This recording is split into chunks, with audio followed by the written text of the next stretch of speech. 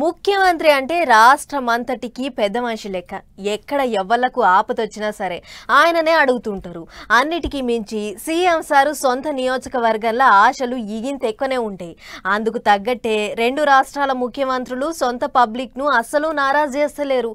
ఇట్లనే AP CM Chandrababu sir సొంత public కోసం ఏమో తీసుకుపోయిండట. గదేందో చూద్దాం పారి. ఎవళ్ళొచ్చినా ఎంతమంది వచ్చినా 36 ఏండ్ల సంధి సారుకే ఓట్లేస్తుండ్రు. 1989 నుంచి ఇప్పటిదాకా 8 సార్లు ఎమ్మెల్యేగా గెలిపించిండ్రు. అందుకే సొంత నియోజకవర్గం కుప్పం పబ్లిక్ మీద ఏపీ సీఎం చంద్రబాబు సారుకు పాయిరం అంటే పాయిరం.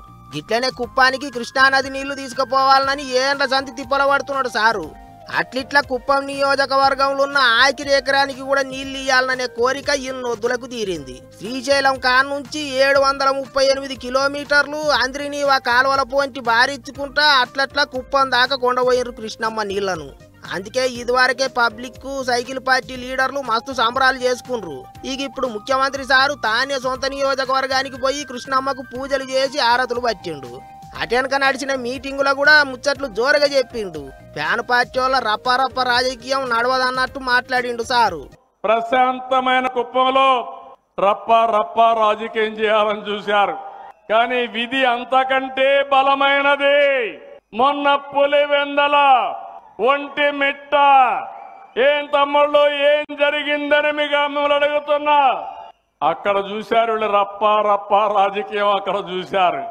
కబద్దార్ గుర్తుపెట్టుకోండి, తమాషా అనుకుంటే ప్రజలు మిమ్మల్ని క్షమించే పరిస్థితిలో ఉండరని మరొకసారి హెచ్చరిస్తున్నా. కాదన్నట్టు సొంత జనాల ముంగట సారు ఇంగిత గట్టిగానే చెప్పిండు ముచ్చట. ఇక అదట్లుంటే కృష్ణా నీళ్లతోని బారుతున్న ఈ కాలువ సీఎం సారు నియోజకవర్గంలో 8 మండలాల మీద కెంచిపోతుందట. 4 లక్షల మంది దూపదీరుతుందట.